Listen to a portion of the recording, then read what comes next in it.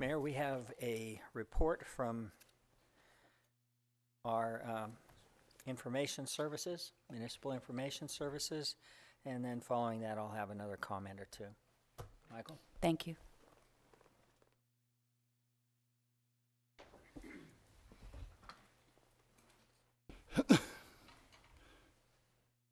Thank you.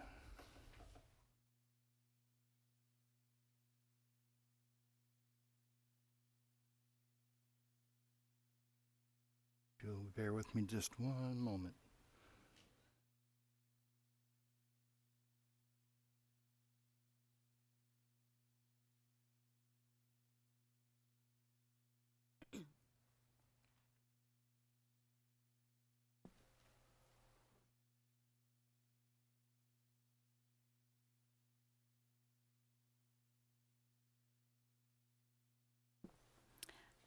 That's all right. Take your time. Sorry, I apologize. That's okay. We'd be patient with preparing for MIS information with our MIS director.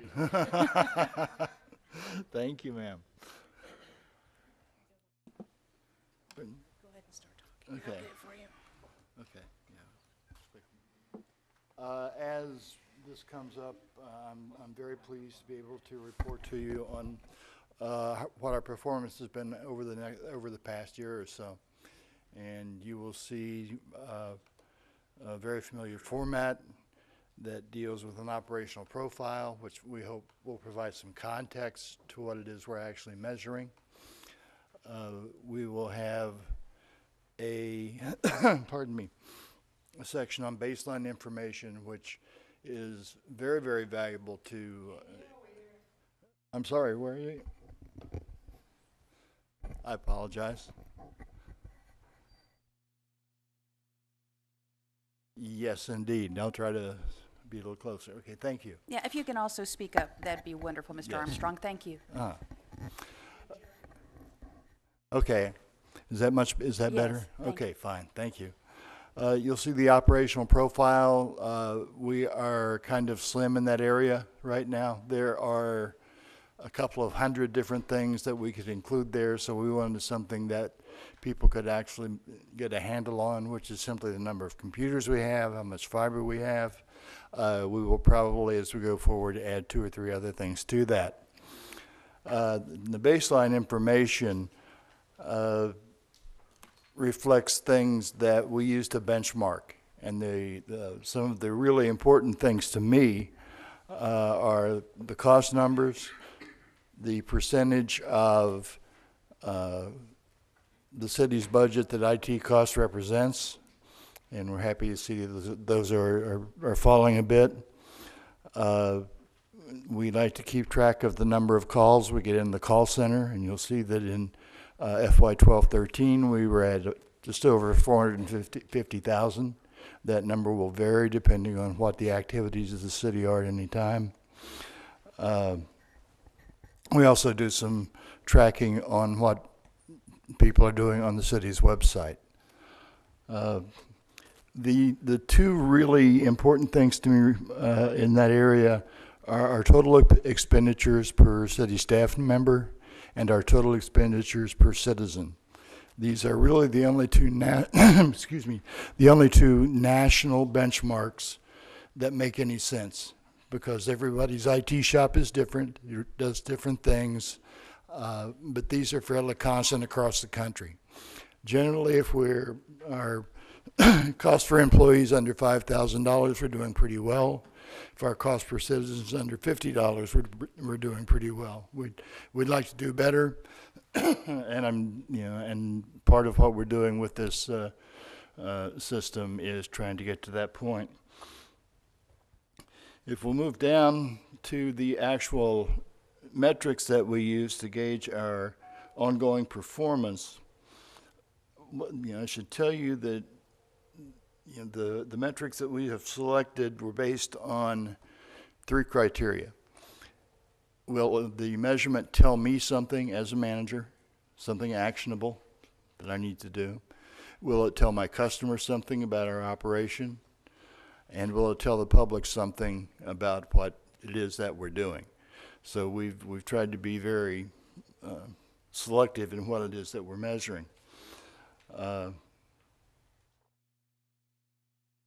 One of the important things here is the number of successful DCU reads. This is related to revenue, and it has to do with how we collect money for gas, water, and we pay attention to that. Our network availability is something that, again, needs to be maintained at a very high level. That's what helps us keep our people working. When we have network problems, people sit and get paid for not doing a whole lot. So we're not interested in doing that.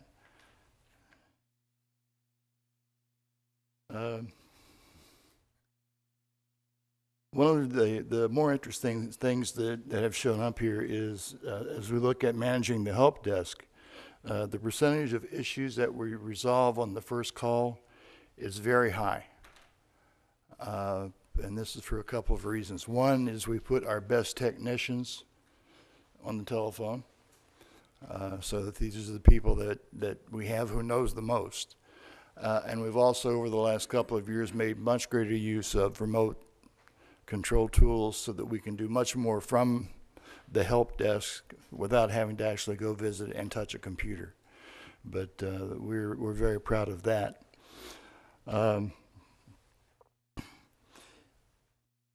We do well in the call center in handling the number of calls that we get, and that percentage stays pretty high. The average call wait time, again, will depend on what the events may be that are going on in the community at any time. For example, we expect as the street user fee is implemented that the call volume will go up and the wait time may increase some. But we're very interested in keeping that down in the areas that you see, which are the wait times in under 20 seconds, and being able to handle upwards, over 90% of the calls without having those calls dropped.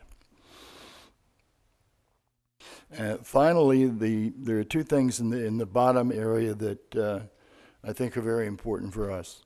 One of the things that's important to me as a manager is the percentage of successful changes that we make. 80% of computer outages are caused by bad changes. So we have, developed some discipline in planning, in practicing, in testing, and in communicating that has improved how we make changes to our system so that people don't come in surprised on a Monday morning and see something they don't expect to see. Our goal there is to be at 95% effective changes, and we're running, a substantial amount higher than that. And finally, if we look, and just to indicate that we're not doing the best we can at everything, the very final metric there has something to do with security, and it reflects how quickly we react to adding security patches, upgrades, and so on and so forth to various parts of our system. Our goal is at less than 30 days. Our average right now is 311 days. And if I can get even with that, we are improving, because we, a year ago, we're at over 800 days. So it's something that, one of those things that this kind of system brings to your mind or brings to your attention that needs work. So, we don't expect everything to be all good news all the time. And a system like this, certainly combined with our business plan, basically gives us reasons to ask why and why something is happening. And I think the work that's been done on this system is outstanding. It's very understandable. It's very simple to operate, and it tells us things that we really need to know. So I would thank Steve Klepper and Sonda Thaxton and others who have been involved in developing this. And with that, I will answer any questions you might have. Thank you. Mr. McGill? Two questions. And Michael, you probably knew that I would ask questions because this was an area of expertise Sure. of mine for a long time. I was not an expert, but I will say an area. On the first goal there, FY 12-13, you have a percentage of 102%. Am I misreading that? No, there's something obviously wrong in the collection interface that we're using to pull data out of that particular system. It's Okay. very, you know, we have just gone through an exercise where we've replaced and relocated a lot of our DCUs. So, you know, but it doesn't surprise me at this point, we're getting some false flag numbers. But Okay. those should, over the year, those should come back down to where, if they don't, then we'll investigate further, certainly. Okay. Yeah, that's a pretty high starting point. That's It is, yeah. yeah. I don't know if that baseline will ever get back over 100%. And then my second question on the last one there, when you're talking about average patch latency, to give you a little room there, you know, in just about all experiences I've had in the past, not all patches are good. Correct. And so are you allowing for review time for those patches? Because I know there were a series of patches for Internet Explorer which would crash computers in the past, and there's a certain amount of review time. Do you have enough time within that 30-day window? Yeah, and remember that's at this 30-day average, because we have other patches that, Okay. you know. Oh, some are more Some are instant more, and are phenomenal. critical and crucial and have to be done right now. Others can wait a while, but we don't like to be first to Right. put a patch in. Agree. Yeah, we need to see what's, you know, either do some testing in a test environment or see what's going on the internet, whether the people are having problems. So, yeah, very much so. Okay. I just want to make sure you Yeah. had the room to review that. Okay. All right. Thank you, Part of the Mayor. process. Thank you. Mr. Allen? Thank you, Mayor. I had to step out for a second. I had a couple of quick questions. Can you point out to me on the average call time wait, where is that located at? I know it goes up and down depending on the situation and time of day, et cetera, time of the month especially. Okay, if you look under manage the city's call center, the very last item in that section, Okay. the item in for the 1314 is 19. The wait time was 19 the average wait time was 19 seconds. Okay, in regards to, I was just thinking on the user fee as it's being implemented, obviously you're gonna get a tremendous amount of calls coming in. Correct. Had there been any thought, I guess whenever someone has a customer, question, so to speak, they go to the website, they see a number to call, a general number, and then it's directed, to wherever it needs to go. Had there been thought and consideration, knowing that we're gonna have a huge influx of calls to setting up a dedicated line to address the user fee, because once a person gets on the phone, it's going to take some time for them to be able to get an answer compared to an average question about why my trash wasn't picked up or things of that nature. Yes, we've done the two things. One, we've done exactly what you suggested there, is that calls that are a bit more complex that deal with that particular issue are directed to, you know, an operator who is, you know, well-versed in that matter. We've also budgeted for some additional help during periods we expect to be high volume. Okay, perfect. Thank you. Thank you, Mr. Allen. Ms. McIntyre? Thank you. I had a question more CPR related on the baseline information that, I think this is the only department that had the staff retention rate, and I thought that was an interesting number to have, and I'm wondering if there were other departments that would also benefit from having that information on their baseline. I think so. I think particularly any operation that deals with any kind of technical skill. I think engineering, you know, I would think would be interested in that. This is an emerging problem that we see, and you know, and I expect that retention rate to go down substantially over the next year to 2 years.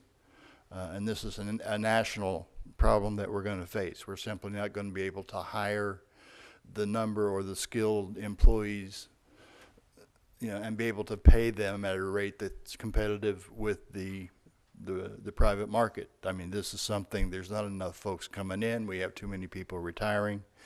So it's something, one of those things, again, that we try to keep a very close eye on. So could we look at some other departments that might benefit from having that added? Thank you. Yes. Thank you. I see no other questions. Thank you. Appreciate your report, Mr. Armstrong. Mr. Olson?